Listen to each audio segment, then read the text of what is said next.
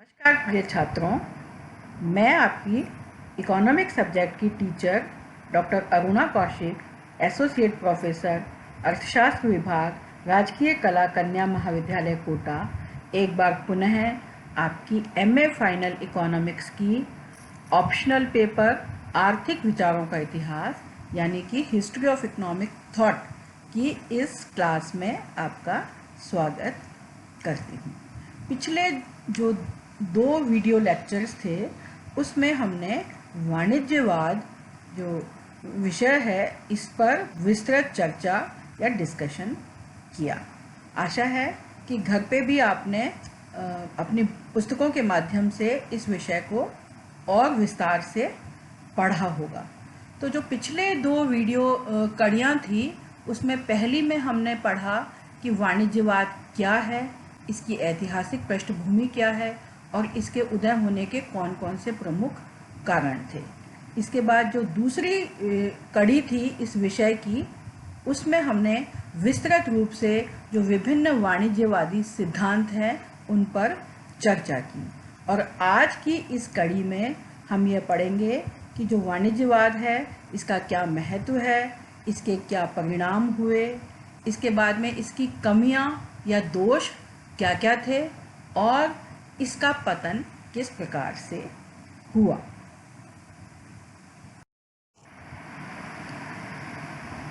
छात्रों, हम पिछले वीडियो सीरीज में भी डिस्कस कर चुके हैं कि 16वीं शताब्दी से लेकर के और 18वीं शताब्दी के मध्य तक लगभग 250 साल तक वाणिज्यवादी विचारधारा जो थी वह यूरोप में प्रचलित रही और यूरोपीय जो राष्ट्र थे उनकी जो आर्थिक नीति थी सामान्यतया इसी विचारधारा के तहत ढली। ये जो समय था या ये जो काल था इसमें अंतर्राष्ट्रीय व्यापार अपने चरम पर पहुंचा। जो वाणिज्यवादी विचारधारा थी वह नवीन उद्योगों के माल को अधिकाधिक निर्यात करके बड़े पैमाने पर विदेशों से सोना और चांदी और धन प्राप्त करने में विश्वास रखती थी। इस सिद्धांत में यह कहा गया कि वस्तुओं का अधिक से अधिक निर्यात किया जाए और आयातों को कम किया जाए जिससे कि देश आर्थिक दृष्टि से समृद्ध हो जाए। इस नीति ने विदेशी माल की खरीद और आयात को निरुत्साहित किया। स्वदेशी जो उद्योग थे उनको प्रोत्साहन करने की नीति इसमें अपनाई गई जिससे कि उत्पादन में अधिक से अधिक वृद्धि हो सके। कच्चा माल प्राप्त करने के लिए तथा बने हुए माल की बिक्री और खपत के लिए नए नए उपनिवेशों की स्थापना की गई। पिछले जो सीरीज का कड़ी थी उसमें हमने डिटेल में पढ़ा कि बहुत सारे उपनिवेशों की, बहुत सारे नए देशों की इसमें खोज हुई और उसमें बस्तियां बसाकर उनको उपनिवेश बनाया गया।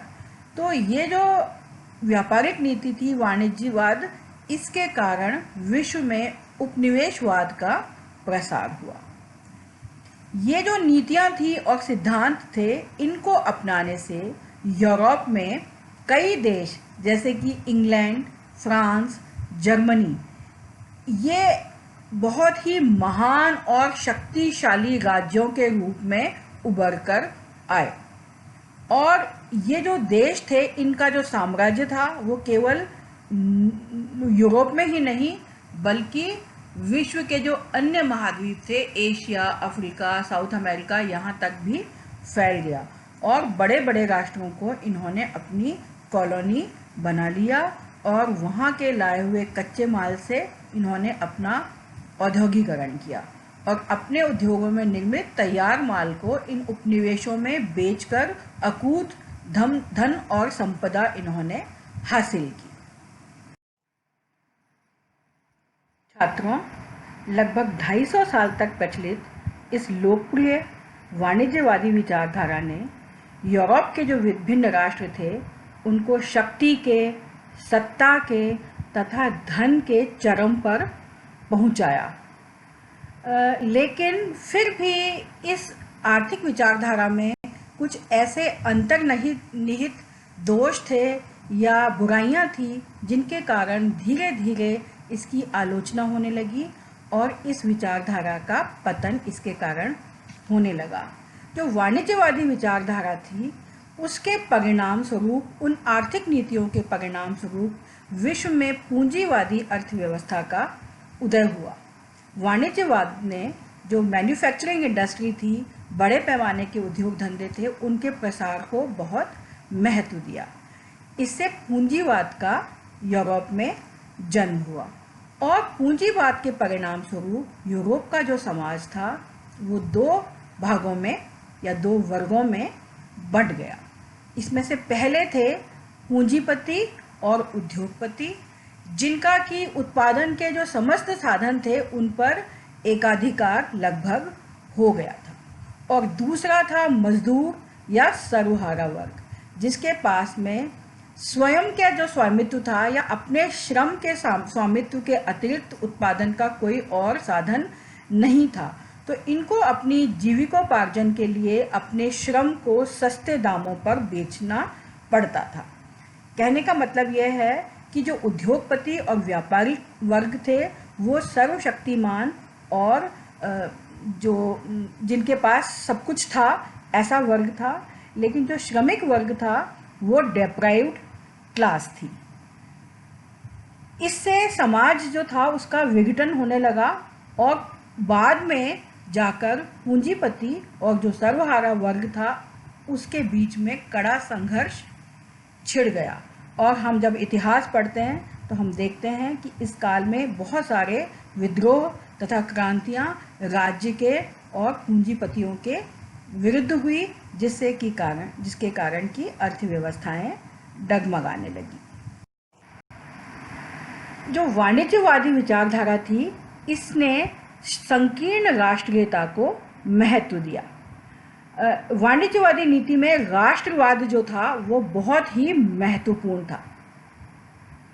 सबसे ऊपर वाणिज्यवादियों ने अपने राष्ट्र को या नेशन को स्थान दिया और राष्ट्र को समृद्ध बनाने के लिए ये दूसरे जो राष्ट्र थे उनका शोषण करने में भी डरते या हिचकिचाते नहीं थे।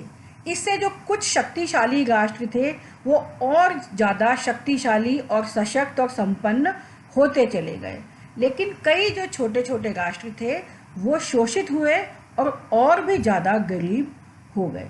तो इस प्रकार की विचारधारा से विश्व में संकीर्ण जो राष्ट्रवादी मानसिकता थी उसका उदय हुआ।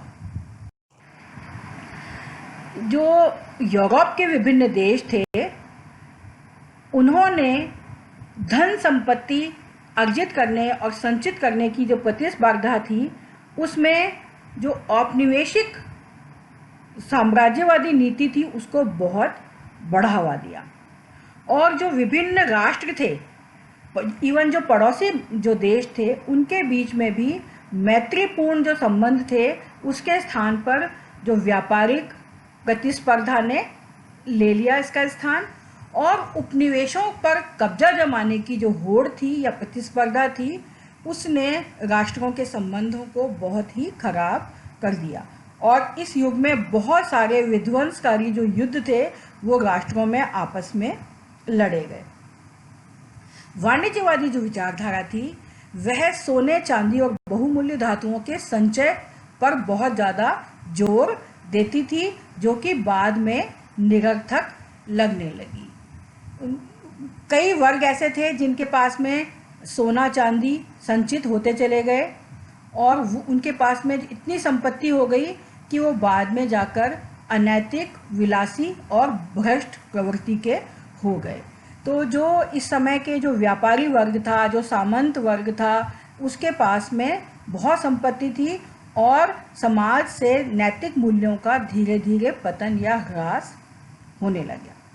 बाद में जाकर औद्योगिक क्रांति के समय में जब उद्योग धंधे विकसित होने लगे तो यह तथ्य सामने आया कि किसी भी देश की उन्नति सोने चांदी के भंडारों से नहीं होती, बल्कि लोहा, इस्पात, कोयला, खनिज तेल और अन्य जो कच्चे माल हैं जिनसे कि औद्योगिक उत्पादन को बढ़ावा मिलता है वह ज़्यादा महत्वपूर्ण है।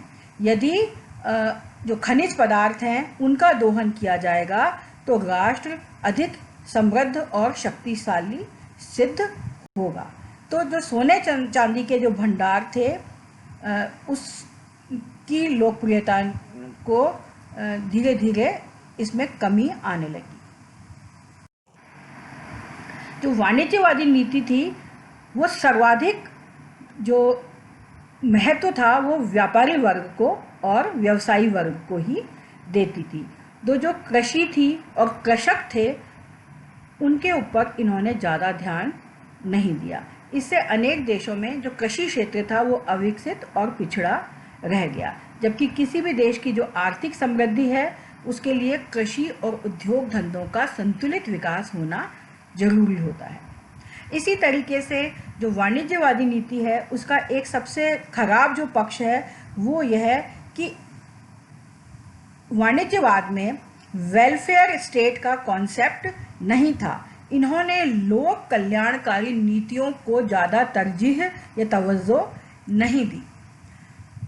राजनीतिक क्षेत्र में जो राज्य था और राजा था उसको बहुत ज़्यादा इम्पोर्टेंस दी गई, और जो आर्थिक क्षेत्र था उसमें उद्योग धंधों और व्यापार को महत्व दिया गया। लेकिन जो सर्वहारा यानी कि मजदूर वर्ग था या जो गरीब जनता थी या आर्थिक दृष्टि से पिछड़े हुए लोग थे उनके लिए कोई भी लोक कल्याणकारी योजना नहीं चलाई गई, और जो लोक कल्याण के या जनहित के काम थे उसमें सरकारों ने रुचि नहीं ली। लोक कल्याण के लिए इस युग के जो राष्ट्र थे, राजा थे या आर्थिक नीति थी उसमें ना तो कोई योजना थी और ना ही कोई सिद्धांत थे। तो जो गरीब लोग थे, जो शिल्पी थे, कारीगर थे, श्रमिक थे, इन वर्गों का वाणिज्यवादी आर्थिक विचारधारा के तहत शोषण हुआ और इनकी उपेक्षा हुई। वाणिज्यवादी विचारधारा का जो एक बहुत बड़ा दुष्परिणाम था वो ये कि जो राज की सत्ता थी, राजा था, उसके प्रति लोगों में अंधभक्ति, राजभक्ति में बहुत ज़्यादा वृद्धि हुई। इसने भ्रष्टाचार और चाटुकारिता को जन्म दिया। वाणिज्यवाद के जो समर्थक थे, व्यापारी और उद्योगपति, उन्होंने शक्तिशाली राज्य का समर्थन किया, क्योंकि जो शक्तिशाली राजा था वही जो व्यापारिक कंपनियां थी जो कि विदेशों में जाके व्यापार करती थी और उपनिवेशों में अपने बिजनेस चलाती थी, उनको और उद्योगपतियों को संरक्षण दे सकते थे। तो इस वर्ग के लिए एक शक्तिशाली राज्य का और राजा का होना बहुत ही आवश्यकता था। तो जब यह देश में आंतरिक शांति और सुरक्षा होगी और बाहरी सुरक्षा होगी तभी किसी देश में व्यापार का और उद्योग धंधों का मार्ग प्रशस्त होगा। तो ये जो राज्य थे धीरे धीरे बहुत ही शक्तिशाली होते गए और इनके खजाने में धन की भी प्रचुरता होती गई। तो ये जो धन की प्रचुरता थी और समृद्धि थी उसने जो राजा थे उनको बहुत ही निरंकुश और स्वेच्छाचारी बना दिया। पॉलिटिकल एब्सोल्यूटिज्म का इस दौर में बहुत विकास हुआ। धीरे धीरे जो राजा थे और शासक थे वो अपनी शक्तियों और अधिकारों का दुरुपयोग करने लगे। जनता जब धीरे धीरे जागृत होने लगी कालांतर में, तो इनकी जो निरंकुशता थी उसके विरुद्ध राष्ट्रों में कई विद्रोह हुए और वाणिज्यवाद के विरुद्ध तीव्र असंतोष फैलने लगा। 19वीं सदी आते आते परिस्थितियां जो थी वो बदलने लगी और अहस्तक्षेप की नीति, स्वतंत्र व्यापार जो सिद्धांत थे वो ज़्यादा इम्पोर्टेंस पाने लगे और वाणिज्यवाद का ह्रास होने लगा। अब वाणिज्यवाद के पतन के जो सबसे प्रमुख कारण था वो था जो क्लासिकल इकोनॉमिक्स का उदय। 1776 में एडम स्मिथ, जो कि एक क्लासिकल अर्थशास्त्री माने जाते हैं, इन्होंने किताब लिखी वेल्थ ऑफ नेशंस या an inquiry into nature and causes of wealth of nations. तो इसमें इस पुस्तक में एडम स्मिथ ने हस्तक्षेप की नीति के बजाय अहस्तक्षेप की नीति यानी लेसेस फेयर पॉलिसी की इम्पोर्टेंस को बढ़ावा दिया। और इन्होंने कहा कि आर्थिक जो क्रियाएं हैं उसमें राज्य को न्यूनतम हस्तक्षेप करना चाहिए। तो अहस्तक्षेप की नीति के कारण वाणिज्यवाद की जो चमक थी वो कम पड़ने लगी, धूमिल होने लगी।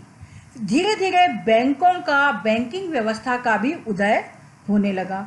तो बैंकिंग व्यवस्था के उदय के कारण जो सोना चांदी था या विनिमय के लिए सिक्कों की और गोल्ड स्टैंडर्ड की जो इम्पोर्टेंस थी वो कम हो गई और धीरे धीरे पेपर स्टैंडर्ड का उदय हुआ। बाजार अर्थव्यवस्था का जैसे जैसे विस्तार होता गया वैसे वैसे सोने चांदी की बजाय फैक्ट्री, मशीनरी और इक्विपमेंट्स को अधिक इम्पोर्टेंस दी जाने लगी। औद्योगिक क्रांति के साथ साथ संरक्षणवादी नीति की बजाय या जो नियंत्रित अर्थव्यवस्था थी उसकी बजाय प्रतियोगिता का जो महत्व था वो बढ़ने लगा और संरक्षणवाद जो था उसका स्थान धीरे धीरे स्वतंत्र व्यापार ने ले लिया। दुनिया में एक नई प्रकार की अर्थव्यवस्था या आर्थिक नीति का जन्म हुआ जिसमें कि स्वतंत्र बाजार अर्थव्यवस्था, अहस्तक्षेप की नीति तथा मार्केट मैकेनिज्म पर बल दिया जाने लगा। इस नीति में परंपरावादी जो क्लासिकल अर्थशास्त्री थे उनका ये मानना था कि जो बाजार होते हैं उनमें स्वयं संचालकता का गुण पाया जाता है। यदि सरकार आर्थिक क्रियाओं में हस्तक्षेप नहीं करती तो बाजार स्वयं ही मांग और पूर्ति के कारण संतुलन में आ जाता है या संतुलन प्राप्त कर लेता है। तो छात्रों, यह जो विषय था हमारा सिलेबस का फर्स्ट टॉपिक वाणिज्यवाद, इसको हमने 3 जो वीडियो लेक्चर सीरीज़ थी इसके माध्यम से बहुत ही विस्तार से डिस्कस किया। यदि आप और भी अधिक विस्तार से डिटेल में इसको पढ़ना चाहते हैं तो ये जो बुक्स रिकमेंडेड है या जो रेफरेंसेस इसमें दिए गए हैं उनके माध्यम से आप इसको विस्तार से पढ़ सकते हैं और इसमें महारत इस विषय में हासिल कर सकते हैं।